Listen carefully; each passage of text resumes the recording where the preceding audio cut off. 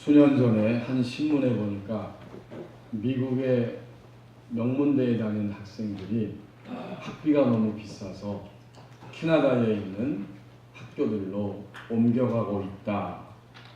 이런 기사를 읽은 적이 있습니다.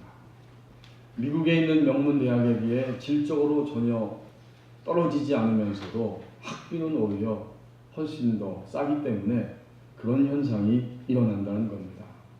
이제 캐나다에 공부하러 간 3학년 여학생이 이런 말을 했습니다.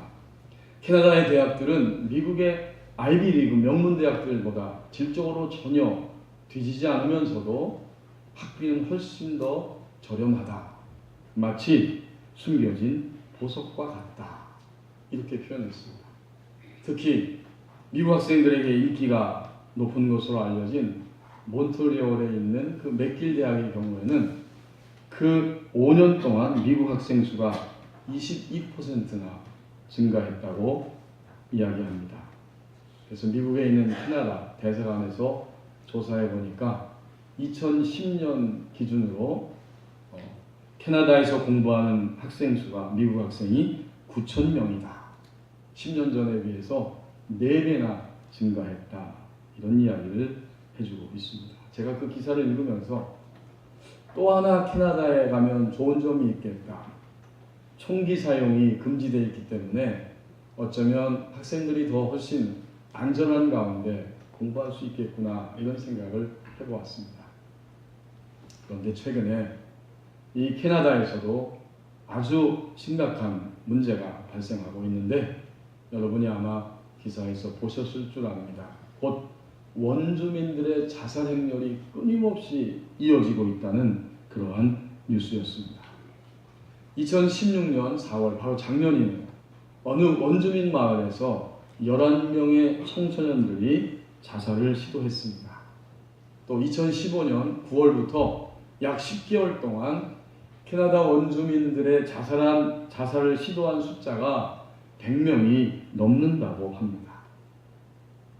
캐나다 다 좋은 나라라고 우리가 인정하고 있는 그 나라에서 지금 그런 일이 일어나고 있어요. 주 원인은 그 빈곤, 심각한 빈곤 그리고 차별 때문이라고 합니다. 16살 된 그 원주민 학생이 이렇게 자기 자신의 신세를 호소합니다. 우리에게는 다른 선택권이 없습니다. 사람들은 우리를 볼 때 마치 평생 동안 남에게 의존해서 살아야 할 사람, 빌어먹을 사람으로 취급하고 우리를 더러운 인디언이라고 부르고 있습니다. 우리에게는 결코 희망이 없습니다. 그래서 이 캐나다의 한 교수가 원주민 건강을 연구하면서 조사해 보니까 이런 결과를 이야기합니다. 원주민 가운데 대다수는 여전히 교육기회와 의료, 복지 또 이런 분야에서 지역사회에 충분한 그 지원을 제공받지 못하고 있다. 이것이 현실이라는 겁니다. 하나님께서 주신 오늘 본문 이사야 11장 9절 상반절 말씀을 보십시오. 반대 현상이 일어나고 있는 세상입니다. 내 거룩한 산 모든 곳에서 해됨도 없고 상함도 없을 것이다. 하나님은 이렇게 선포하고 계시지만 오늘 세상의 여러 모습을 볼 때, 우리 생활의 구석구석을 볼 때 오히려 반대의 현상이 일어나고 있습니다. 하나님의 통치를 인정하지 않고 받아들이지 않는 곳에 고통과 요란함이 끊임없이 파괴하는 일들이 계속해서 일어나고 있는 겁니다. 여기서 해됨이라고 하는 단어는 쓸모없게 하다, 사악한 행동을 하다, 악화되다 이런 뜻을 가지고 있지만 이것은 단순히 해치는 정도, 이 정도가 아닙니다. 악하게 만드는 것, 또 타락시키는 행동까지 포함하는 단어입니다. 또 이 상함이라고 하는 단어는 망하다, 방치하다, 더럽히다 이런 뜻을 가졌는데요. 역시 외적인 그런 물질적인 손상만이 아니라 타락과 부패함을 포함하는 단어입니다. 결국 해됨과 상함 이 두 단어는 모두가 다 외적인 위협 내부적인 내적인 부패, 영적인 타락까지도 의미하는 단어입니다. 여러분, 최근에 우리나라의 그 청소년들이, 여중생들이, 고등학생들이 그렇게 친구들을 향해서 가한 폭력의 모습을 우리는 끔찍하게 바라보고 있습니다. 이 사건은 가해자도 피해자도 모두가 다 해됨과 상함의 그 현실로 떨어져 있는 것이고, 또 타락하고 부패했다는 사실을 보여주는 증거 중에 하나입니다. 하나님은 오늘 이사야 선지자를 통해서 하나님이 통치하는 영역에는 결단코 해됨도 없고 상함도 없을 것이라고 말씀해 주시고 있지만, 여전히 우리가 사는 이 땅 가운데에는 고통과 아픔의 소리들이 끊이지 않고 들려오고 있습니다. 결국 반대 현상이 일어나는 세상입니다. 이제 9절 하반절 말씀 보십시오. 끊임없이 채우기 위해서 달려가는 인생들입니다. 물이 바다를 덮음같이 여호와를 아는 지식이 세상에 충만할 것이다. 세상에 가득 찰 것이다. 하나님을 아는 지식으로 가득 찰 것이다. 요즘 우리 법원에는 정말 교통이 너무나 자주 막힙니다. 여러분이 그걸 목도하시죠? 한낮, 대낮에도 계속해서 차들이 이 연풍리에서 그 대능산 그 사거리 지나서 법원이 사거리 지나서 끊임없이 다닙니다. 낮에도 차가 막혀요.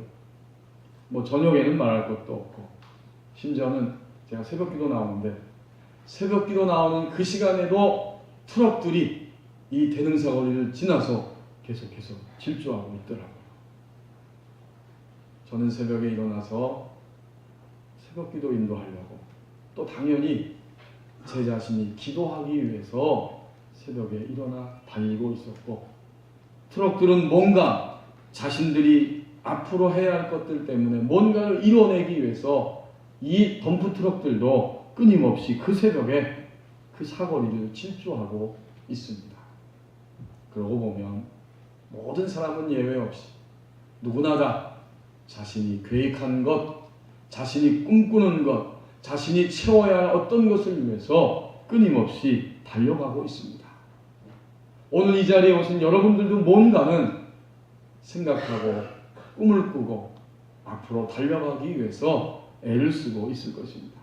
우리 육체는 아침에 일어나면 아침밥을 먹으라고 요구하고, 조금 시간이 지나 점심이 되면 점심 먹으라고 말하고, 우리 몸이 참 신비해요. 해가 져서 어두워지면 또 배고프다고, 또 저녁에 밥을 먹으라고 육체가 요구합니다. 우리 몸이 그래요. 동시에 우리의 의식은 끊임없이 여러 생각들을 우리에게 가져오면서 의식하고 의식한 대로 움직이라고 요구합니다. 만약 우리 안에 어떤 의식이 들어오면 우리는 그 의식을 따라서 움직일 수밖에 없고 그것을 채우기 위해 달려갑니다. 그러면 반대로 생각해 보십시다. 우리가 뭔가를 끊임없이 채우기 위해서 달려간다. 이 말은 반대편에서 보면 내가 지금 결핍을 느끼고 있고 부족하다, 그런 뜻입니다. 우리는 뭔가 없다고 느끼는 것, 그리고 없는 것 때문에 채우기 위해서 끊임없이 앞을 향해 달려가고 있습니다. 건강을 위해서 여러분 다 노력하시잖아요. 저는 1만 보만 걸으면 건강하다 이렇게 알고 있었는데, 최근에 보니까 하루에 1만 걸음 걸어서는 부족하고 하루에 1만 5천 보를 걸어야 건강을 충분히 유지한다, 이런 연구 결과가 나왔어요. 1만 5천 보면 약 12km입니다. 그리고 사람마다 조금 시간은 다르겠지만 그 정도 걸으려면 약 2시간 20분 정도의 시간이 소요된다고 합니다. 그 정도 걸어야 건강하다는 거예요. 건강해야 노년이 될수록 행복할 수 있기 때문에 사람들은 끊임없이 그 건강에 대한 결핍 때문에 열심히 운동하고 있는 모습을 우리는 살펴볼 수 있습니다. 그러고 보면 오늘 9절 하반절 말씀에 인간이 채우기 위해서 이것저것 여러 가지로 달려가고 애를 쓰고 있지만 여호와를 아는 지식, 하나님을 아는 지식으로 채워질 때까지는 결코 그 결핍을 면할 수는 없습니다. 물이 바다를 넘는 것처럼 여호와를 아는 지식, 하나님을 아는 지식이 세상에 충만할 것이다, 가득할 것이다. 그런 때가 앞으로 온다는 겁니다. 바꿔 말하면 인간은 하나님을 아는 지식으로 채워질 때까지 그 어떤 것들을 다 채운다고 해도 그 결핍을 채울 수는 없다. 그런 말씀입니다. 사업, 건강, 물질 이 모든 것들을 채우기 위해서 지식을 채우기 위해서 우리는 달려가고 있는데 하나님이 함께하는 사업, 하나님이 함께하는 물질, 다스려 주시는 물질, 하나님이 역사하는 건강, 지식, 하나님과 함께하는 공부 이런 모든 것들이 되기까지 우리의 달려가는 욕망은 결코 채워질 수 없습니다. 이것이 인간의 결핍이에요. 그러므로 이 9절 하반절 말씀은 굉장히 강하고 그 말씀을 읽을 때까지 인간은 참으로 벅차고 어려운 말씀 중에 하나입니다. 왜 그럴까요? 우리가 진정으로 우리 삶 속에서 끊임없이 달려가기 위해 채우기 위해서 달려가고 있지만 하나님을 아는 지식으로 자신들의 삶 가운데서 가득하기까지는 결코 만족할 수 없기 때문입니다. 로마의 우르반 대학교 강당에는 그리고 그 다음에는 이런 글귀가 하나 적혀 있다고 합니다. 그 대학에 한 젊은 그 대학의 교수가 있는데 이 교수가 젊었을 때에 자기는 공부하고 꿈을 펼치고 싶은데 집이 너무 가난해서 고민하다가 독지가들에게 편지를 써서 보냈답니다. 나를 좀 도와주시기 원합니다. 그랬더니 한 귀부인이 그 편지를 받고 답장을 해서 내가 당신을 도와줄 테니까 오십시오. 답장이 왔어요. 그래서 그 귀부인을 찾아가서 자기의 포부를 씩씩하게 이야기했습니다. 그의 말을 듣던 그 부인이 질문합니다. 내가 이 돈을 이제 당신에게 줄 텐데 이 돈으로 앞으로 무엇을 하겠습니까? 우선 제가 대학에 들어가서 학업을 열심히 공부해서 다 마쳐야지요. 그리고 그 다음에 이제는 직장에 취직해서 사업을 하든지 돈을 벌어야 하지요. 그리고 그 다음에 이제 돈을 더 많이 벌어야겠지요. 그리고 그 다음에 이제 아름다운 아내를 만나서 결혼하고 자녀들 낳고 그렇게 살아야지요. 그리고 그 다음에 뭐 늙게 되겠지요. 그리고 그 다음에 죽게 되겠지요. 그리고 그 다음에 여기까지 이야기를 들었는데 청년이 가만히 대답하다 보니까 너무나 허망해졌다는 겁니다. 이제 그날 이후로 그는 그 귀부인의 이야기가 잊혀지지 않아서 열심히 다음을 생각하고 준비하면서 달려갔고 마침내 그 대학의 유명한 교수가 되었습니다. 자신의 인생을 생각하면서 그 강당에다가 바로 그러한 글을 써서 놓았다는 겁니다. 그리고 그 다음에는 끊임없이 채우기 위해서 달려가는 인생입니다. 이제 10절 상반절 말씀을 보십시오. 이미 답을 가지고 있다고 말씀합니다. 그날에 이새의 뿌리에서 한 싹이 나서 만민의 기치로 설 것이요. 그날은 어떤 날일까요? 하나님이 정하시는 때, 하나님이 보내시는 구원자 메시아가 오는 때입니다. 그날에 메시아가 오는데 다윗의 아버지인 이새의 뿌리에서 그 혈통에서 한 싹이 나서 곧 그 다윗의 혈통을 통해서 이새의 혈통을 통해서 메시아 구원자가 오실 것이고 세상의 모든 사람들은 바로 그를 바라보면서 하나님을 알고 느끼고 경험하게 될 것이다. 그 사람이 누구입니까? 바로 인간의 몸으로 이 땅에 찾아오신 예수 그리스도이십니다. 여기 10절 상반절에 만민의 기치로 선다 할 때 이 의미는 모든 사람들이 그분을 통해서 하나님을 알 수 있도록 살아가시는 표징, 사인이 될 것이다. 그런 뜻입니다. 여호와를 아는 지식으로, 하나님을 아는 지식으로 가득 채워진다고 했는데 어떻게 사람이 하나님을 알 수 있습니까? 제가 버버니 교회 왔을 때 어떤 분이 저한테 그런 질문하신 적이 있습니다. 어떤 어르신이 하나님은 하늘에 계시고 인간은 땅에 있는데 어떻게 인간이 하나님을 알 수 있습니까? 하나님은 천지만물을 다 창조해 놓으셨고 가만히 계시는 분인데 어떻게 하나님을 알 수 있겠습니까? 이렇게 질문하셨어요. 그런데 여러분, 오늘 본문 말씀만 보아도 그날에 하나님의 때가 되어서 하나님은 사람의 몸을 입고 인간을 위하여 이 땅에 찾아오셨습니다. 인간이 알 수 있도록 오신 거예요. 그래서 10절 상반절 말씀에 보면 그날에, 예수님이 오시는 그날에 이제는 이방 사람들이 예수님을 알아보고 예수님께 돌아오는 역사가 일어나게 될 것이고, 또 이미 예수님을 믿는 사람들은 예수님을 통해서 더 분명하게 하나님을 알게 될 것이다. 예수님이 이 땅에 오셔서 뒷짐지고 가만히 계시지 않으셨죠. 하나님의 나라에 대해서 전파하고 가르치시고 하나님 나라 안에서 인간을 회복시키시고 고쳐주셨습니다. 이제 만약 예수님을 알아보고 예수님을 통해서 하나님을 알아볼 때 예수님이 걸어가신 그 길을 끊임없이 계속해서 따라간다면 그 사람은 이미 답을 가지고 있게 될 것입니다. 답을 가지고 있는 거예요. 제가 종종 말씀드리는 가정사역자 중에 양은순 교수라고 하는 분이 있는데 그분이 사랑과 행복의 초대라고 하는 그 결혼할 부부들 또는 가정생활하는 그리스도인 부부들을 위해서 아주 좋은 책을 쓰셨는데 거기 여러 가지 좋은 이야기들이 많이 나옵니다. 근데 저는 늘 그 책을 보면 한 가지 문장이 떠오릅니다. 문제도 있지만 예수님 안에 해답도 있다.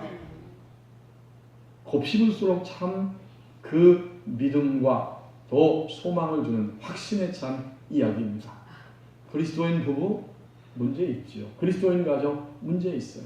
누구나 다 그런 문제를 가지고 살아가는데 그러나 예수 그리스도 안에 해답도 있다.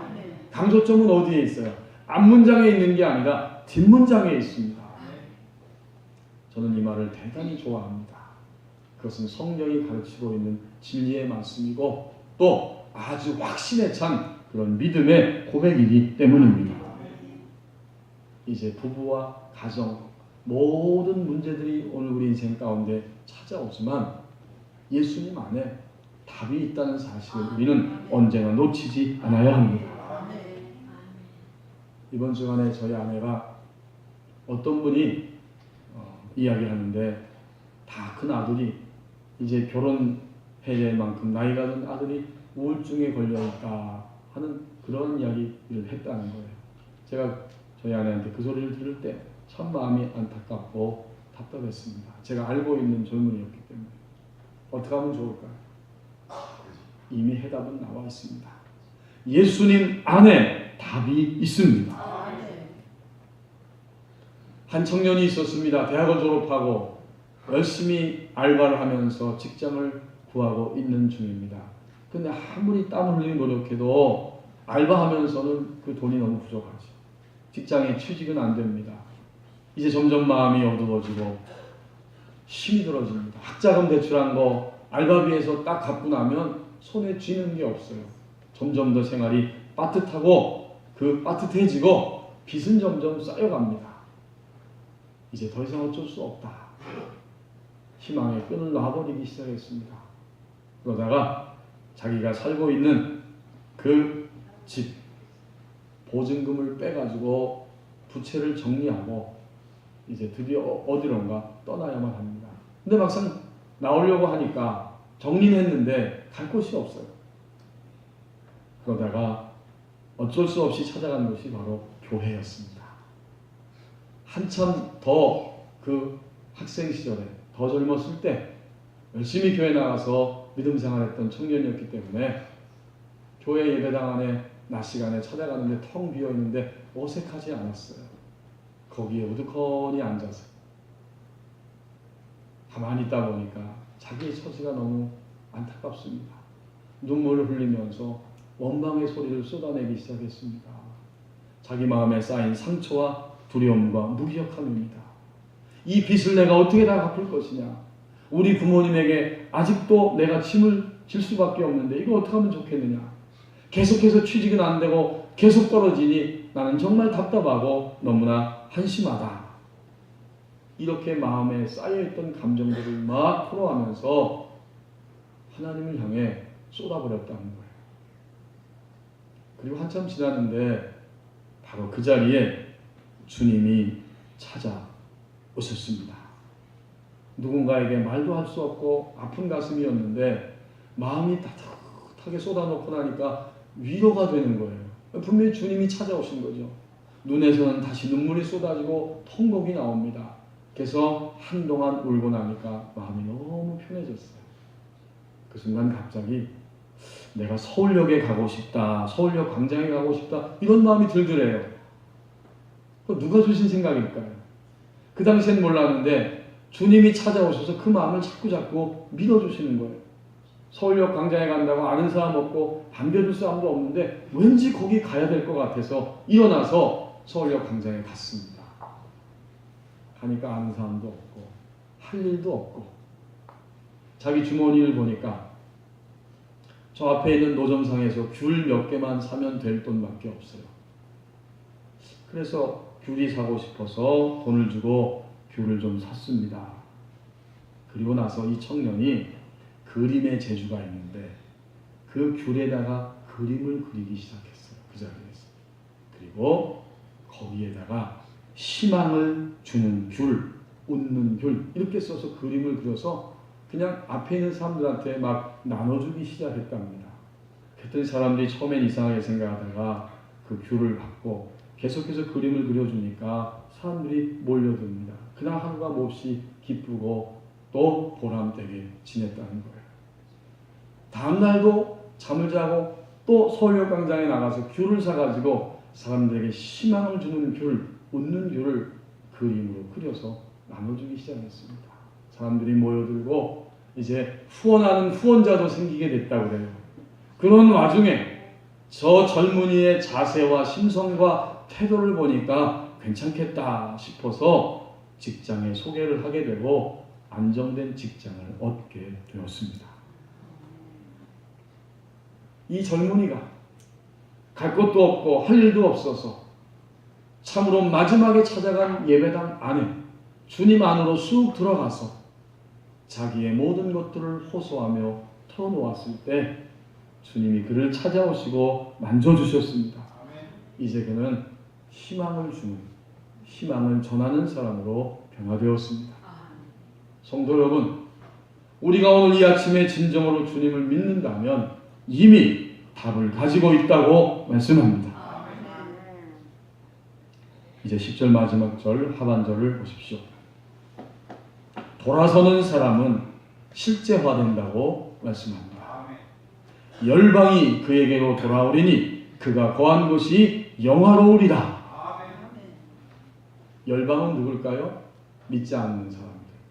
그들이 예수님께 돌아오기 시작합니다. 이방 민족이 주님을 믿기 시작하는 역사가 일어난다는 것이죠. 그에게 바로 예수님에게 돌아오게 됩니다. 그러나 이 말씀은 또 동시에 우리 믿는 우리들 향해서 하신 말씀이죠. 끊임없이 우리들도 예수님을 믿지만 예수님께 우리들이 돌아서기 시작할 때 나의 사고방식과 또 내가 가지고 있는 생각들을 버리고 접어놓고 포기하고 던져버리면서 예수님께로 돌이키고 돌이킬 때마다 새로운 역사가 일어나게 되는데 그가 거한 곳이 영화롭게 될 것이다. 여기서 그는 예수님입니다.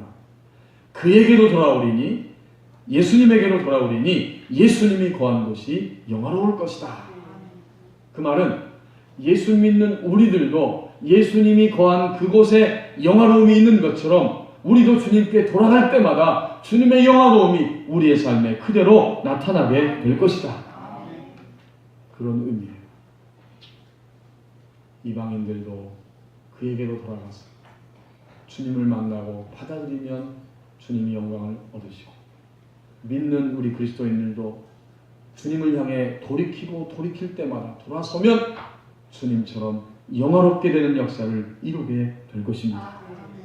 여기서 10절 하반절에서 그가 거한 곳이 영화로우리라, 요 말의 문자적인 뜻은 그가 쉬는 곳, 예수님이 쉬는 곳이 영화로울 것이다, 이런 의미예요.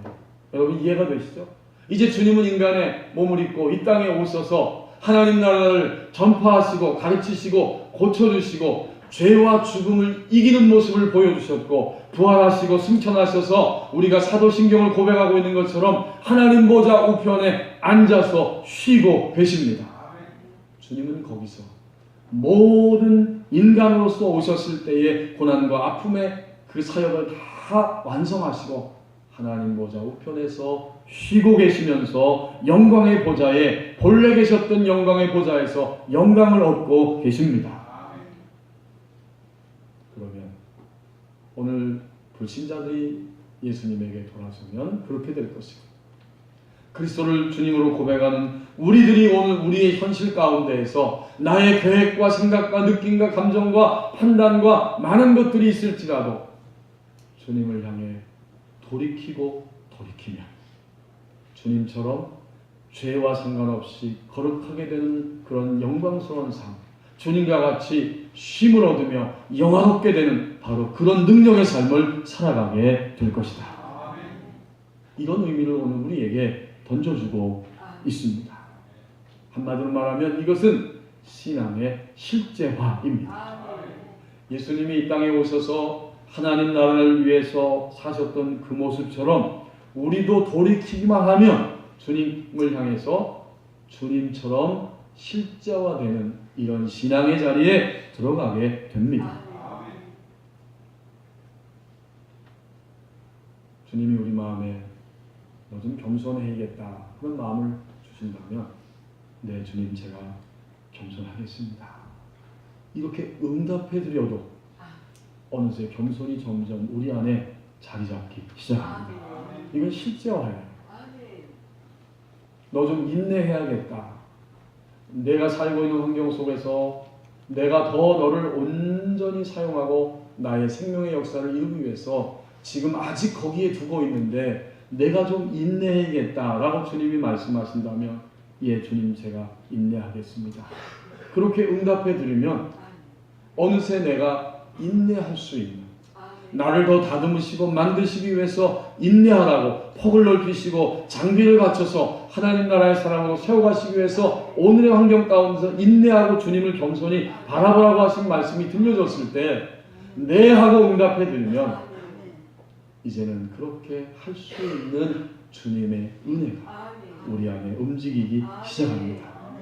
그럼 그게 실제화되는 거예요. 말씀대로 되니까.